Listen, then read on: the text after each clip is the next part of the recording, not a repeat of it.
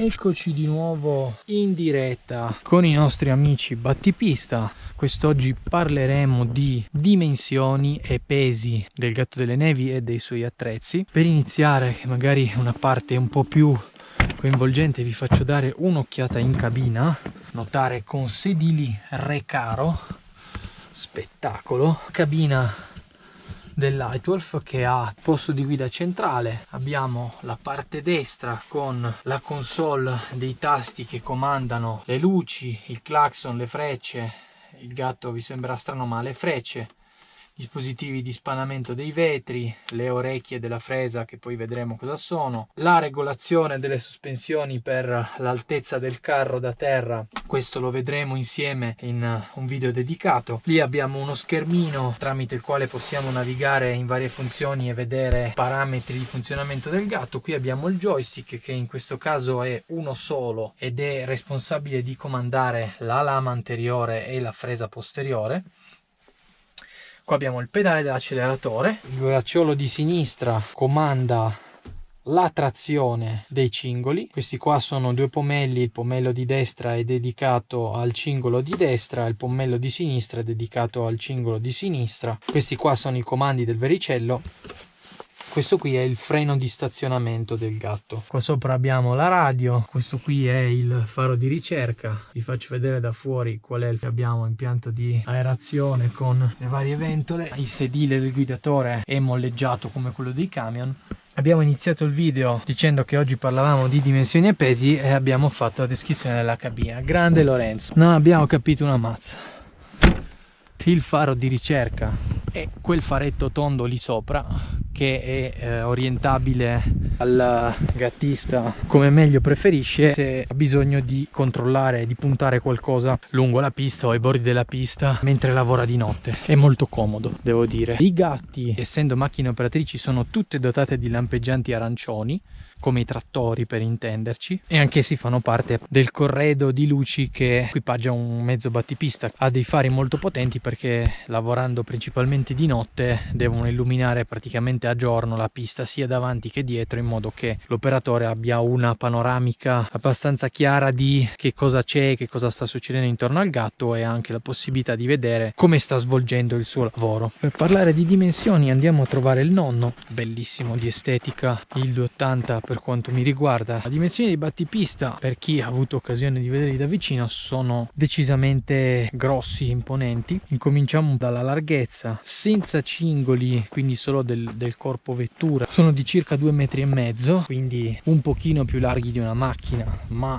non eccessivamente, senza cingolatura, ripeto, che sale a più di 4 metri con la cingolatura. Vediamolo da dietro, il gatto è parecchio largo. Se noi ai cingoli aggiungiamo anche fresa e lama, con lama aperta e fresa montata arriviamo a larghezze intorno anche ai 5 metri. Il 280 parlo e il 200 non possiedono questi numeri qua. Già il Lightwolf ad esempio ha delle dimensioni più importanti, arriviamo ai 5 metri con la fresa posteriore, che tendenzialmente è la parte più larga del gatto, essendo parte adibita a lasciare la pista in condizioni perfette per poi far passare gli sciatori. Deve essere la parte più larga in modo da coprire il raggio di azione della lama anteriore e coprire le passate dei cingoli che abbiamo visto che lasciano la pista in condizioni non utilizzabili dagli sciatori. Per quanto riguarda la lunghezza dei gatti, compresi gli attrezzi, è di circa 9 metri, sia per modelli più piccoli sia per modelli un po' più grossi. Le dimensioni e gli ingombri sulla lunghezza non variano di molto. Per l'altezza vale lo stesso discorso che abbiamo fatto sulla lunghezza, ovvero i mezzi standard, quelli che non hanno il vericello, hanno un'altezza di circa 2,5 metri, invece i mezzi dotati di vericello, che hanno quindi il braccio dell'argano che si estende al di sopra dell'altezza della cabina di circa 1 metro, più o meno l'ingombro in altezza è di 3,5 metri. La massa. Ma quanto pesa un gatto delle nevi? Vediamoli insieme. Questi ciccioni, poverini, abbiamo visto le dimensioni del telaio, quanto sono massicce, strutture presenti sul gatto, anche solo il castello della fresa è metallaccio duro, quindi tutta questa roba pesa. Partiamo da masse per gatti più piccolini, anche un po' più piccoli del 200, per esempio c'è il Pisten Bully 100 o il Prino Husky, che sono i due più piccolini che mi vengono in mente, attorno ai 9000 kg, con attrezzi, quindi già con lama, fresa e cingolatura, per arrivare a masse intorno alle 14 tonnellate, quindi 140 quintali.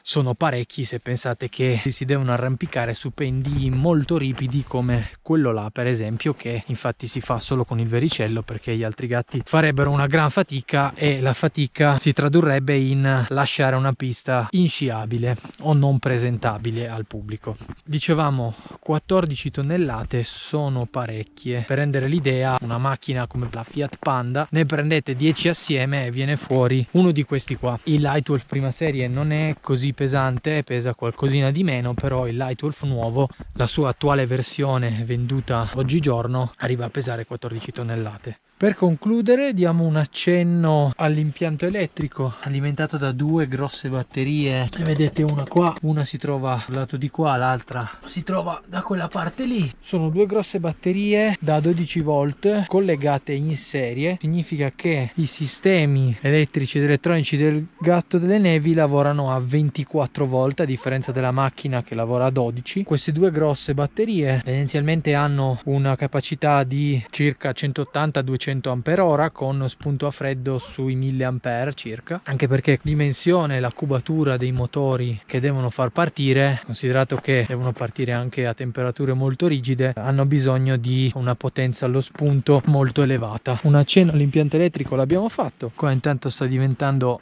scuro. Vi saluto e ci vediamo ai prossimi video, dove inizieremo a parlare più in dettaglio dei cingoli, della loro funzione, di come sono fatti e quali sono le loro parti, di conseguenza delle ruote. Poi ci sposteremo a parlare degli attrezzi frontale della lama e della fresa. Magari aggiungerò un overview anche delle cabine dei cast borer, che hanno un layout un po' differente, e piano piano che mi vengono in mente aggiungeremo dei dettagli in modo che anche voi possiate imparare qualcosa di interessante sui Gatti delle Nevi. Vi invito a utilizzare la sezione dei commenti sotto il video se avete delle curiosità o delle domande che volete farmi riguardo i Gatti delle Nevi. Inoltre stanno uscendo i nuovi video che ho realizzato con le riprese dal drone, sempre accompagnate dal sound dei motori. Assicuratevi di seguire il canale e avere le notifiche attivate in maniera che appena escono i video possiate vederli. Se vi piace questa tipologia di video, cliccate sul mi piace e condivideteli con i vostri amici appassionati di Gatti delle Nevi, in modo da diffondere la nostra stupenda passione per questi mezzi affascinanti. Al prossimo video,